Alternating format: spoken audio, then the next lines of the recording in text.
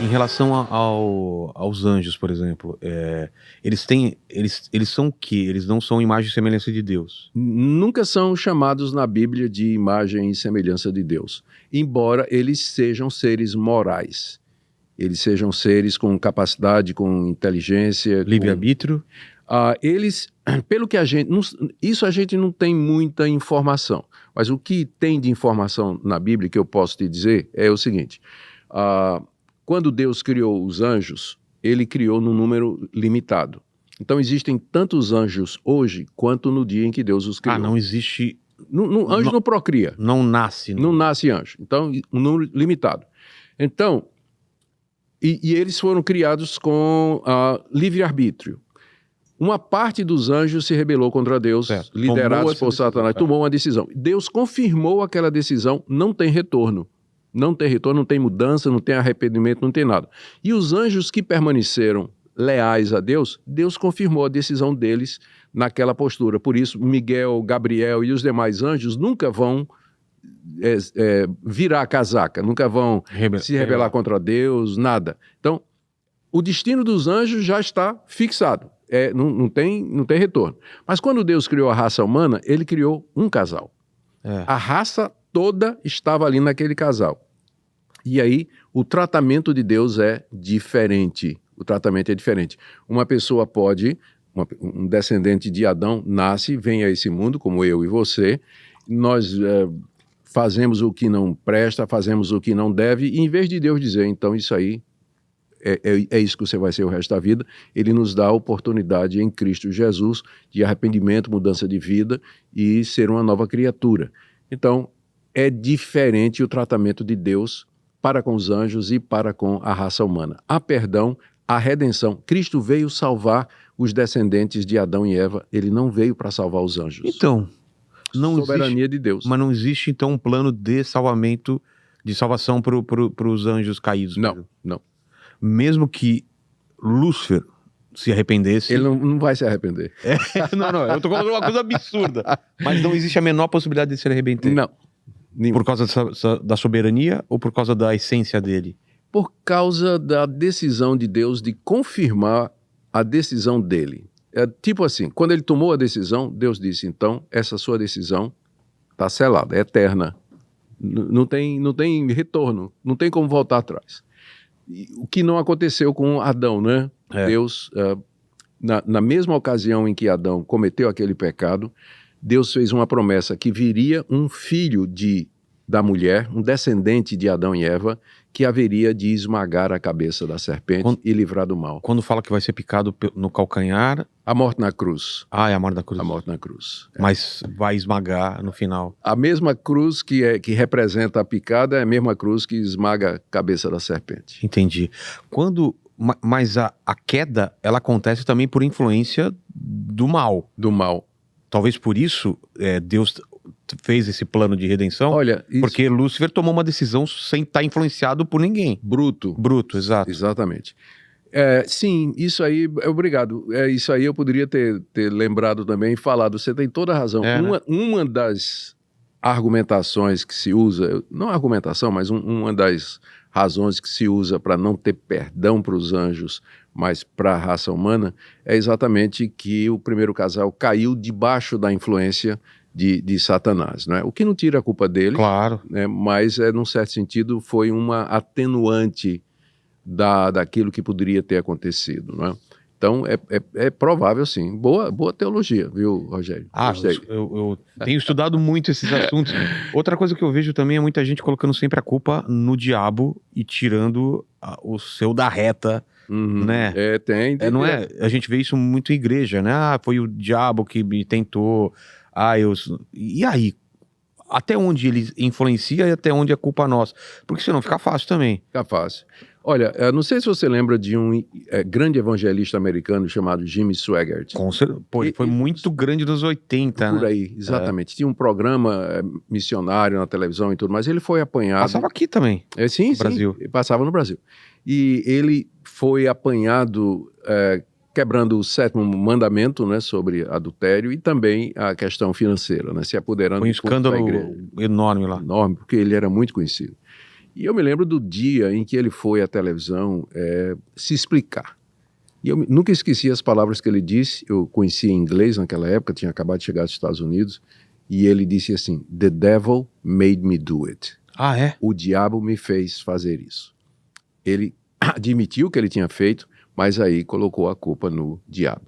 Eu nunca esqueci isso aí. E é protótipo, exemplo do que muita gente faz. É. Agora, é claro, o diabo sempre tem uma mãozinha, um pezinho, uma influência, alguma coisa naquilo que a gente faz. Mas a responsabilidade final é nossa. O diabo tenta, mas ele não me obriga a pecar. Ele não pega sua mão e não coloca uma arma na tua mão Ele não faz e não isso. puxa o gatilho. Não, mas ele coloca a imagem na tua cabeça de você matando o seu inimigo. Não é? Soprar no ouvido.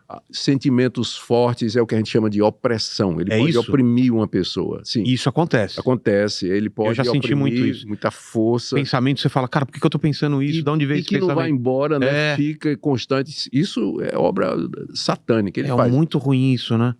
E em alguns casos pode haver casos de possessão mesmo, que ele se apodera da pessoa. Como foi o caso de Judas, né? Voltando a Judas, está escrito lá no Evangelho que Satanás entrou em Judas. E Judas então se levantou e saiu para entregar Jesus. Interessante isso. Né? Isso acontece por quê? Quando acontece isso? São brechas? Você tem que ter um pecado grande para isso acontecer? Não existe? Não. Isso é... Você está fazendo uma pergunta é difícil de responder, pelo fato de que a Bíblia não dá uma resposta. O que a Bíblia faz... nós temos muita pergunta que a Bíblia não responde, a verdade é essa, né? Porque ela não é exaustiva, ela é suficiente para a gente conhecer a Deus e como agradar a Deus, mas ela não dá a resposta para todas as indagações que nós temos. E essa é uma pergunta que você não tem resposta. Por quê? Todos os relatos de possessão demoníaca que você encontra na Bíblia, eles são apenas descritivos. Jesus está caminhando, de repente trazem um homem possuído por um espírito maligno. Jesus expulsa. Não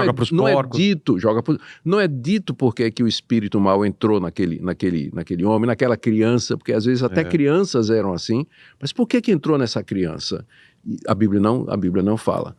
Quando o apóstolo Paulo e os demais escritores do Novo Testamento escrevem a respeito da nossa resistência a Satanás, como a gente deve resistir às tentações e aos ataques do diabo, sempre a estratégia é você dizer não e se revestir de Cristo, mas nunca uma explicação do porquê aquela pessoa está possuída de um espírito imundo. Exemplo mais claro, lá no livro de Atos 16, Paulo e Silas estão na cidade de Filipos para pregar o evangelho, eles são acompanhados de uma moça, diz lá o texto, possuída de Python no grego, que era o nome da divindade responsável por interpretar os oráculos dos deuses. Nossa. Então é espírito de pitonisa, de adivinhação. Era um espírito mau especializado em adivinhar. Tinha possuído aquela moça e ninguém sabe como, porque a Bíblia não diz, mas ela era possuída por aquilo ali. E ela ficou acompanhando Paulo e Silas e dizendo, esses homens são servos do Deus Altíssimo, estão anunciando o caminho de salvação, até que Paulo não aguentou mais aquilo, virou e disse, sai em nome de Jesus. E a mulher ficou livre daquele espírito. Mas não é dito, esse é o problema, em momento nenhum, por que aquela moça, que inclusive era escrava, tinha um dono ela, né? Por que é que aquela moça foi possuída daquele espírito? E eu tenho uma regra, onde a Bíblia cala, eu calo. Se eu for tentar falar onde a Bíblia fala, eu posso acabar dizendo alguma coisa que não tem fundamento. Eu posso dar o que os americanos chamam de um educated guess. Quer dizer, uma adivinhação educada, né? Ou bem informada, né? Posso tentar fazer isso, mas sempre reconhecendo que eu não tenho fundamento bíblico para dizer o que eu estou dizendo. E fala na Bíblia também que se voltar a pecar, voltam com mais 7 os demônios. Jesus disse exatamente isso aí, né? Que se alguém está possuído por um espírito maligno, é liberto, o espírito sai, mas no lugar você não põe o que evitaria o Espírito voltar, que é o Evangelho de Cristo, a pessoa de Cristo, a pessoa do Espírito Santo. Ele volta com 7 espíritos piores, e o estado desse homem final é pior do que o primeiro, palavras de Jesus. Exato. No caso de Jó, que também a gente pode discutir essa questão da soberania versus a liberdade, né, do humano, o que a gente tira daquela... Porque dá a impressão que Deus permitiu que o demônio viesse e falasse, se você faz isso, porque ficou fazendo tipo de uma aposta com Deus. O que aquilo o que dá para aprender com isso? Primeiro já que Jó era correto, né? Era uma pessoa de Deus. Bom, o que a gente pode aprender é que a Bíblia nos dá, às vezes, uma janela no mundo espiritual, mas ela descreve os acontecimentos através dessa janela numa linguagem muito humana. Como eu te disse, a gente está lidando com realidades que a gente não compreende plenamente. Então a gente chama isso de linguagem antropomórfica, que significa a semelhança do homem, ou antropopática, a semelhança dos sentimentos humanos. Tá. Então, a Bíblia usa muito esse tipo de linguagem para se referir a Deus, para que a gente possa ter uma ideia. Não é exatamente, mas é o mais próximo que a gente consegue... a gente poderia compreender. Então, a descrição de Deus sentado no céu, no trono, os anjos servindo, e entre os anjos chega Satanás para fazer aquela proposta indecente com relação a Jó, a gente não sabe realmente o que é que aconteceu. Mas esse quadro ensina para nós algumas coisas. Deus é soberano sobre todas as coisas. Nada acontece no mundo sem a permissão dele. O diabo sabia disso. Tanto é que Satanás foi lá pedir permissão. O diabo é o diabo de Deus, nas palavras de Lutero, acredita? O diabo é o diabo de Deus, ou seja, ele só faz e só vai até onde Deus permite. É um pitbull numa corrente. Né? E Deus estica aquela corrente, libera aquela corrente de acordo com os planos dele. O diabo sabe disso, por isso ele foi pedir a liberação, né, para tentar Jó. Só existe, o diabo sabe disso, ele sabe que não pode agir sozinho, só existe um Deus, eu não sou esse Deus, você não é, o diabo não é. Então, ele reina soberano sobre tudo. E Deus, às vezes, permite que os seus servos mais fiéis passem por sofrimentos, angústias, exatamente para testar, purificar a nossa fé e a nossa confiança em Deus. Isso aí é ensino geral da Bíblia. Quem diz que o cristianismo bíblico promete prosperidade, saúde, felicidade para quem crer em Jesus e for devoto, isso é fake news. Isso aí é um evangelho falso. Jesus disse que a porta era estreita. E sempre foi. E a gente sempre está sujeito a esse tipo de coisas. Por isso que a gente não pode... Voltando agora ao tema do Rio Grande do Sul. Muitos cristãos fiéis lá do Rio Grande do Sul, eu conheço igrejas lá, conheço pastores, gente crente fiel lá, perdeu tudo. Não é?